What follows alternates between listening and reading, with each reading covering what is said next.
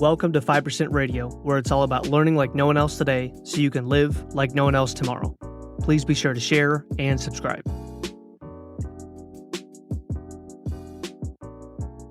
What's up, 5%ers, and welcome back to another episode of the 5% Radio Podcast. Today, in episode number 63, I want to talk to you about why you should stop looking for home runs.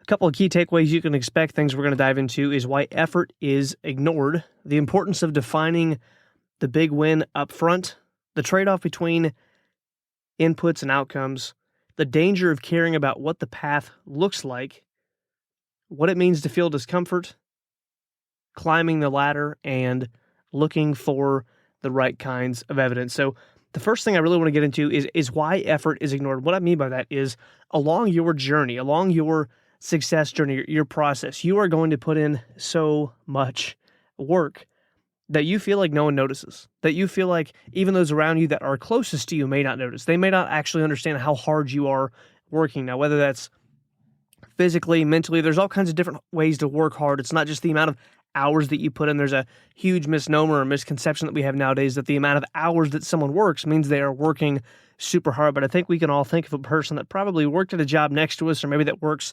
currently with us, who works maybe a third or half as hard as we do, but they would still say they work the same amount of hours. Now, did they actually work the same amount of hours?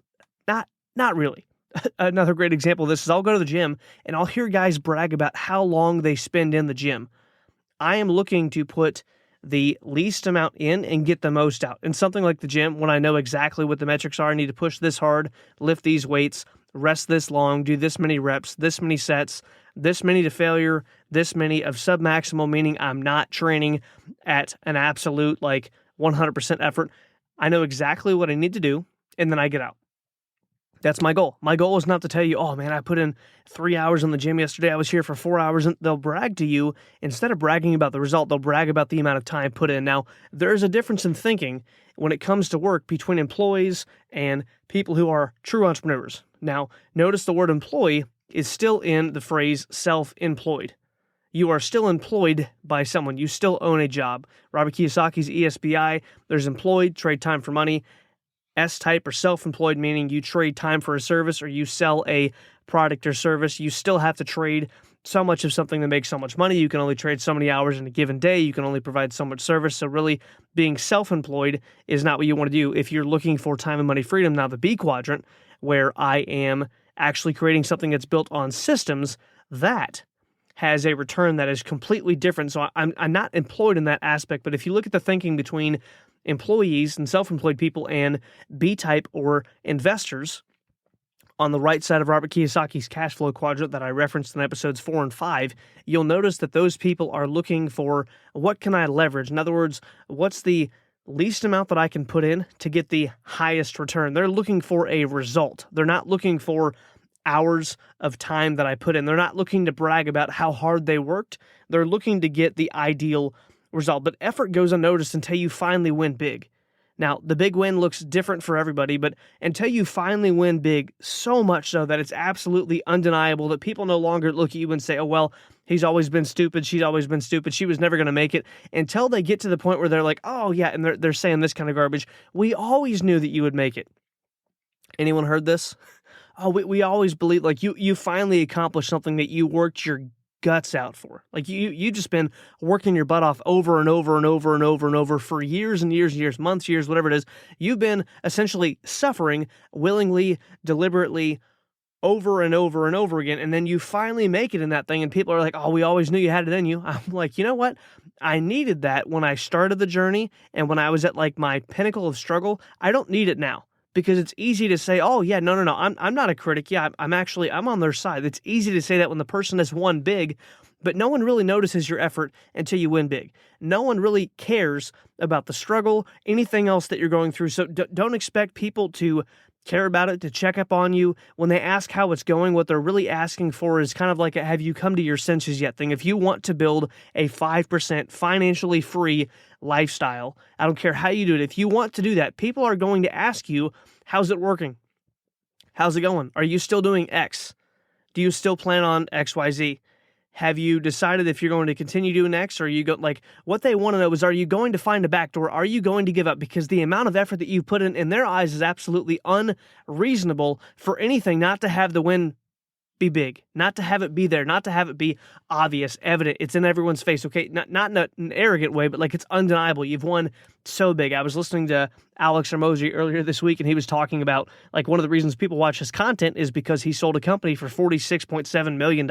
Like, no one really cared about his content that much until he had the big win, until like everyone saw the effort, everyone saw the amount of work that he was doing, but no one really cares until you have the big win. So no one's going to necessarily support you, cheer for you, be in your corner. They're not going to be thrilled about what you're putting in until you finally win big, and then they're going to realize, oh, what they did actually worked, and then they will start to minimize the amount of effort that it took to get there. And man, there's so much that I wish I could tell you guys right now, but my wife and I are going through some really interesting things right now in business. I'll share the story later. They say to share the wound, to share the scar, not the wound, excuse me, meaning like you're not supposed to share everything right when you're going through it, but you can share it later when it's a story that you can look back on that you've overcome. But man, there's just some stuff right now in the process that absolutely sucks. Like there's effort being put in with no big win visible yet, and that's hard. It's humbling. It's hard. It's frustrating. It makes you question your sanity, if you will, because on the outside to everyone else, like what they're doing, low effort and looks like they're winning big because they're living this comfortable life. And I'll get to the danger of comfort here in just a moment, but they live this life that on the outside, you're like, oh, that looks easier. But if you're walking somewhere, perfect analogy. My wife and I were walking somewhere just the other day. There was a parade in our town. Monday was Memorial Day. There was a parade in our town, and my dad was free, and he came with us. Mom was busy doing something. Dad was free. He came with us, and Ashley and I, Dad met us at the house, and Ashley and I and our two little guys, Elijah and Jeremiah, decided that we were going to go to this parade. And pretty much 90% of the walk on the way there is downhill.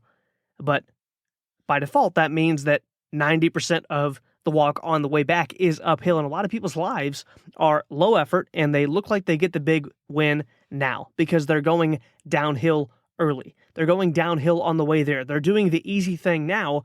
The hard thing on the way back is going to absolutely suck, but if you've already done the hard work of climbing up the hill early, guess what you get to do later on?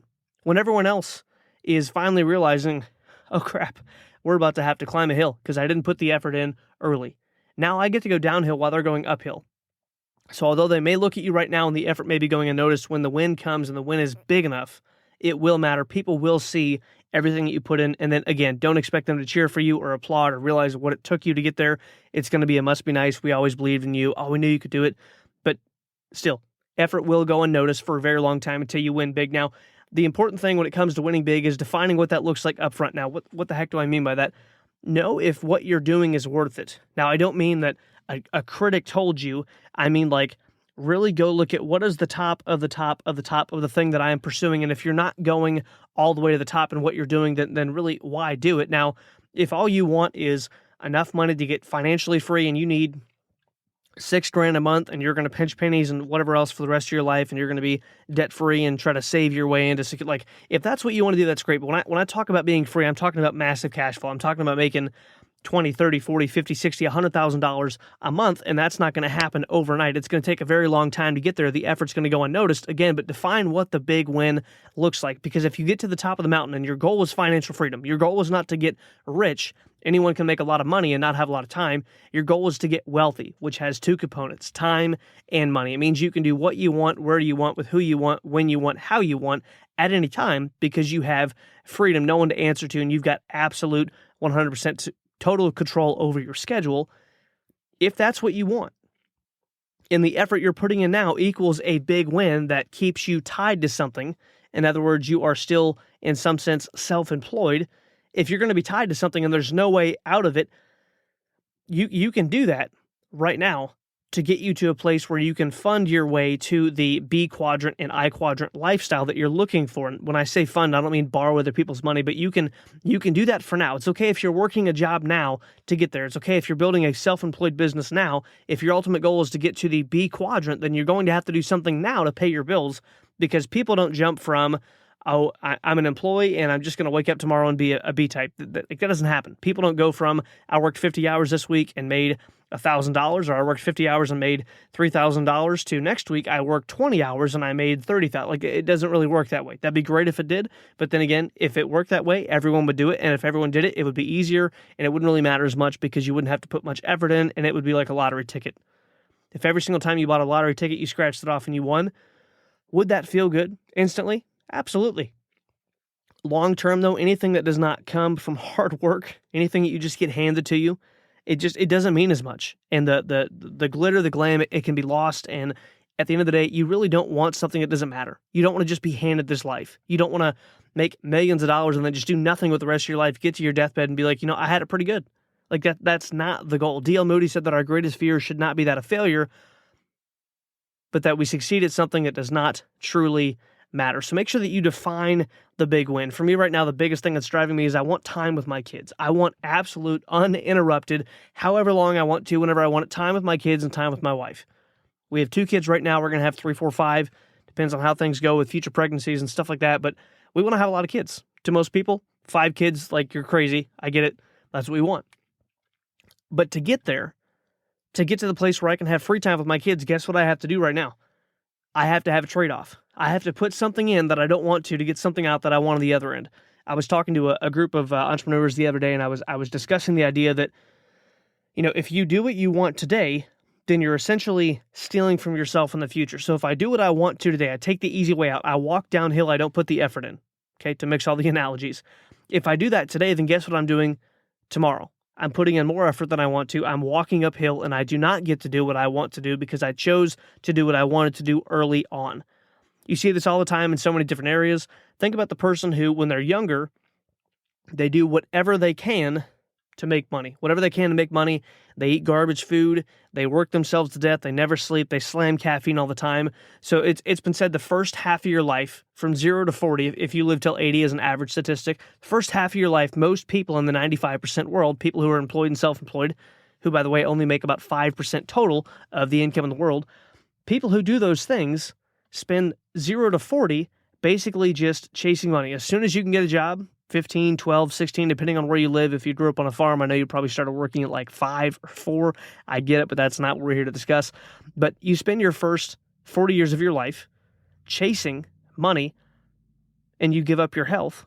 Again, you do something you don't want to do to get something you think you want, but the actual win is not worth it, because when people get there, they spend the next 30 to 40 years of their life giving away all their money to get their health back.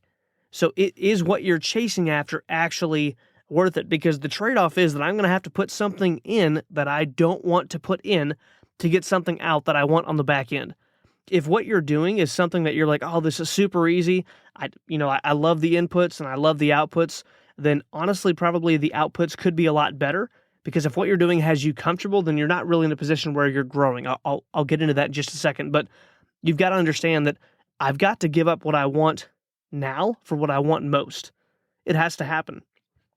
I have to put in what seems unreasonable upfront. The amount of effort, the amount of time, whatever that is, I have to put in something that seems unreasonable upfront to get what seems inconsequential out at first.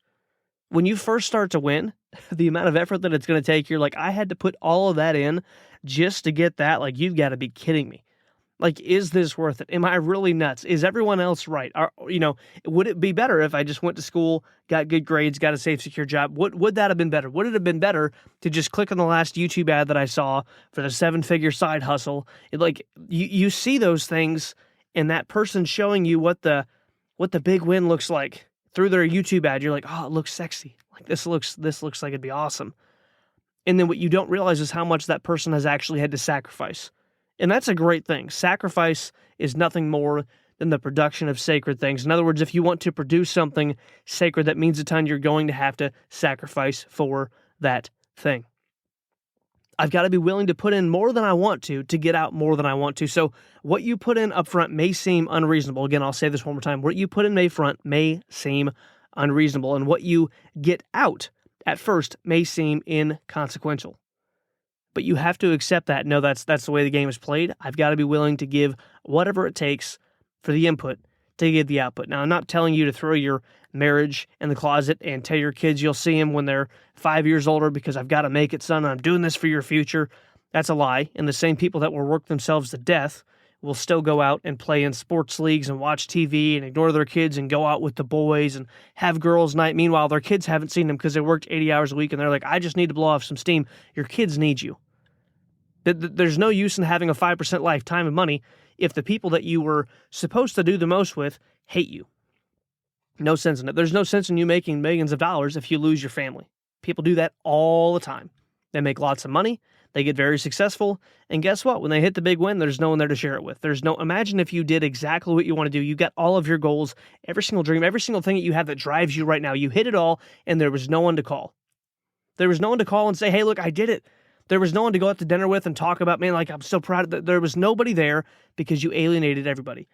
So understand that inputs and outputs do have a trade-off, but be willing to keep that under a place where, when I say balance, I don't mean like I worked 5 hours today, I spend 5 hours with my family, but you have to prioritize things. You will have to sacrifice, absolutely. And if you work a job right now and you're doing something on the side or outside of what you currently do in the evenings to actually get to a place where you are in the B quadrant, living off of passive income, living a 5% lifestyle, yeah, there's going to be stuff that sucks up front. There's plenty of nights that I do not want to leave my house, or I do not want to go in my office and shut the door and miss time with my kids, but I have to do it because I have to put the input in now to get the output out later. If I walk downhill now, I'm going to have to walk uphill later, and that is not an input-output that I wish to trade off. Others can do it.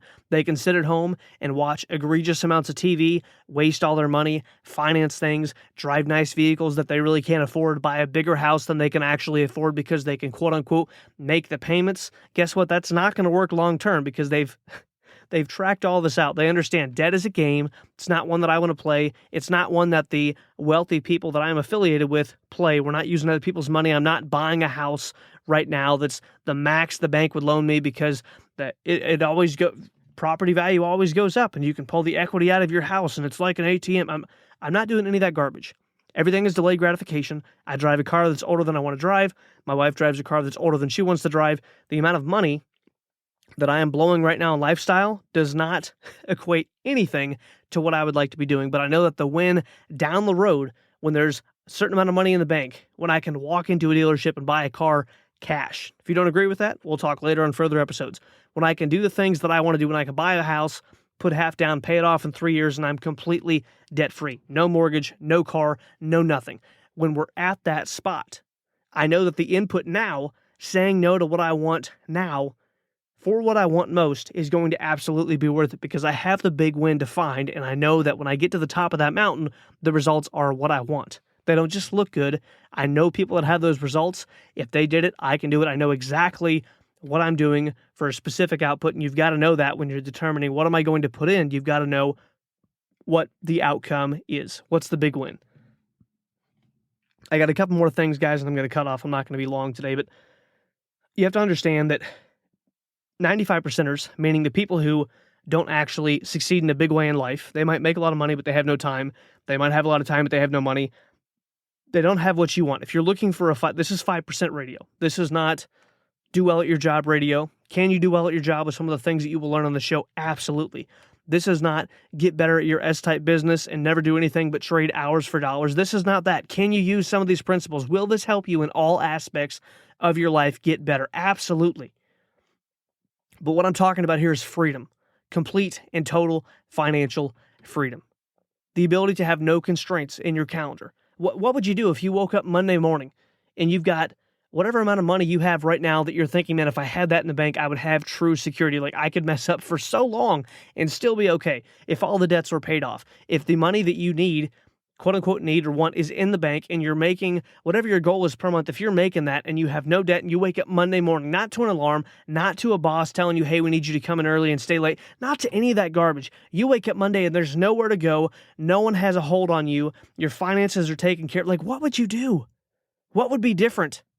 Would you do the same thing you did this past Monday, next Monday, if things were taken care of? Because the issue is that 95% of the people care about what the path to get there looks like. 5%ers really don't care.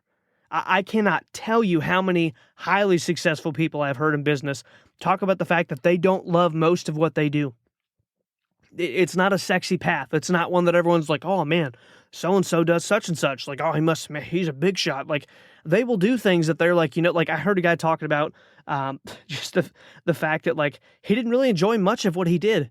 But man, if he only had to do it 10 hours a week, I heard a multi, just deca millionaire. I don't even know how much the guy's worth, probably $50 to $100 million. He's been financially free for decades.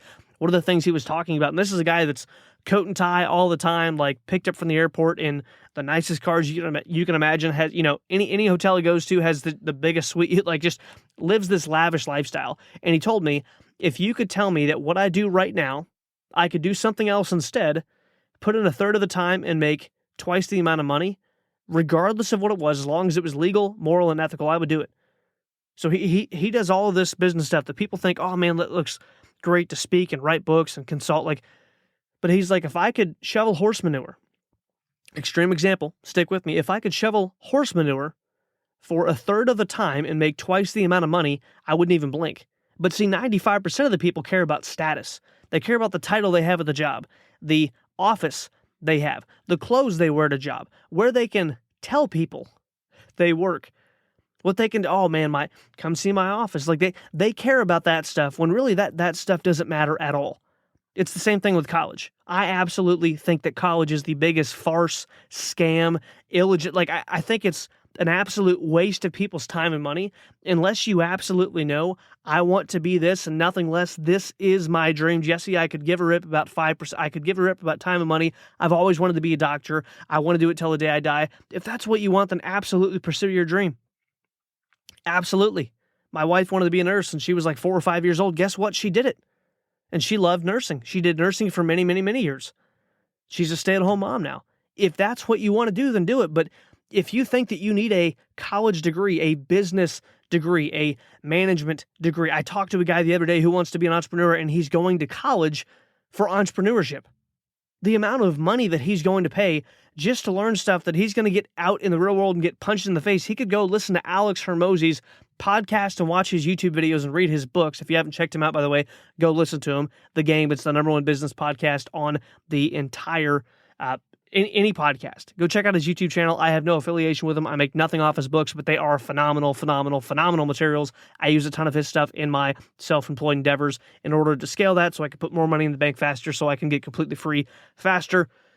Neither here nor there, but they could literally go watch free content and spend less than $50 on 2 books that could make them millions and millions and millions and millions of dollars. And they go to college to learn entrepreneurship. They go to college to learn business management. They go to college to get a degree in liberal arts, and then they go get a job at who knows where. They go to college to get a marketing degree. I know people that have done this. They went to college for marketing. When they got out, they got hired by a marketing agency, and they said pretty much everything I learned was useless because all they teach you is branding. Is branding important? Absolutely. But if you're a small business, if you're a marketing agency working with small businesses, by that I mean businesses less than $100 million a year, the majority of what you learned in college probably is not going to mean squat. Talked to a guy just the other day, he's my neighbor. He was 3.5 years into college, had to drop out several times because of the military. By the way, if you've served in the military, appreciate your service. Don't care if it was National Guard, Marines, Air Force, Navy, Army. Appreciate your service. My parents both did time in the Army, and I appreciate him for it. So he was going to college. He was finishing this year. And he honestly felt that it was a waste of money. The only reason he went is because of the GI Bill, because he got paid to go. He honestly felt like it was a waste of money, like it was a scam, like it was the biggest, everyone's had the wool pulled over their eyes ever. And he's in college for free. He doesn't even have to pay for it, and he feels that way. Because the professors don't even have the results he wants. None of them have done the things they are teaching on a big scale. Like if they had built 10, 20, 50, $100 million companies and sold them, why the heck would they be teaching in a college? They wouldn't be. And so he's like, hey, I feel like it's a scam. And I hadn't said anything about it being a scam. And he used that exact phrase. I'm like, wow, that is crazy. Because you're going for free right now, dude. You're literally getting paid to go best case scenario, and you feel like it's a scam. Crazy. Anyway, shout out to Kristen. Have no clue if Christian listens, but if he does, shout out to him. Last 2 things here, guys. So you have to understand that on your, and this is kind of just like rapid fire today, but on your journey to success, if you are comfortable, then you're not moving forward, period. If you're comfortable, you're not growing. If I'm in the gym and I'm comfortable with what I'm doing and I go, I have an easy workout and I come home and I'm not sore the next day at all, nothing's tight, it was a great workout, I'm not going to grow. I'm not going to grow in size. I'm not going to grow in strength. I'm not going to grow in conditioning. Like if I go run a mile at a 9-minute mile pace, the only thing I'm going to get better at is running 9-minute miles. It's not going to matter. And so many people think that discomfort is a bad thing. Again, who cares about the path? Who cares if it looks sexy or not along the way? Is the result sexy? 95% of the people will judge what you're doing based on how it looks now, not based on what you get out of it. So are you going to live a comfortable life and walk downhill all the time? You're not going to grow. I just had some friends run a marathon for the first time. I think they ran it in 5 minutes 5 minutes. Excuse me. I won't even edit that out. They ran it in 5 hours and 19 minutes or something like that. They ran it together. First one. Guess what? That is their benchmark. Was it comfortable? Absolutely not. Next time they do it, I can promise you, I know the two, I can absolutely promise you, hands down, no question that they will be trying to run that thing in under 5 hours. Is that an exceptional time? I don't know. I don't run marathons. I don't think it is. And then guess what? The next one, if they run another one, they'll be running it in less than probably 4:45. Like their goal would be to shave off time every single time. The same exact couple right now just finished a marathon. Guess what? They have their sights set on the next thing already, which is a 100-mile race. Is that insane? To me, absolutely. I would rather lift weights than run any day. I ran yesterday. Input, output. I do not enjoy running. I have to stay in good shape though. So I do a lot of conditioning, running, rowing, all kinds of other CrossFit type stuff on top of my bodybuilding style power lifting training, because the input is, this sucks. The output is, hey, I'm not winded when I go up the stairs. I'll take it. That's not worth it. I'll be 30 this month. In 19 days, I'll be 30 years old. I'm not going to need to be winded going up the stairs just because I'm like, you know what? I don't like running. I'll just walk downhill my whole life, so to speak. You've got to understand that if you're comfortable, you're not growing. Discomfort is a sign that you are growing. What if where you started 2 years ago, your floor stayed the same? Your ceiling stayed the same, meaning what you were comfortable with and your limitations didn't change. Would you have grown? Would you have progressed? Absolutely not. What if your ceiling, your absolute highest aspirations, there's no way I could ever do that, became your floor? What if the thing that you were most uncomfortable with now became so second nature to you that it was unconscious competence, meaning I don't even have to think about it, I can do it that well? What if you could get there? Because if you're comfortable right now, then you're not getting there. You're not progressing. You're not growing. You have to be uncomfortable. Discomfort equals growth. Last thing is there's this idea of climbing the ladder. I heard a speaker talk about this just this morning, actually. The speaker was talking about climbing the ladder. And on your way to success, you will climb up a little bit and fall down a little bit. You'll climb up a little more and fall down a little bit. Not all the way to the bottom, but it sucked. You fell down. 2 steps forward, 1 step back, that sort of thing. Sometimes you'll take 3 steps forward and 4 steps back. Sometimes you'll take 5 steps forward, 1 step back, 10 steps forward, 13 steps back. But eventually, if you keep climbing and keep climbing and keep climbing and keep climbing, and you stop looking for the home run, in other words, I stop looking for the one big win. What's the one thing that once I do this one big thing, then I finally made it and I won't have to continue to put in the effort anymore? I want you to think about this.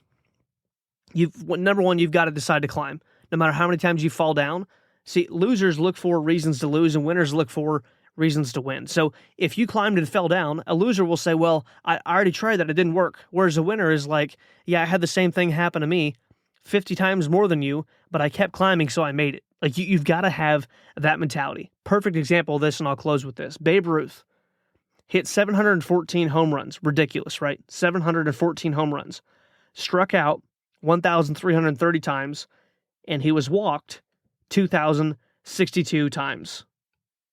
714 home runs, struck out 1,330 times, and was walked 2,062 times. That means that 21% of the time he went to bat, he got a home run.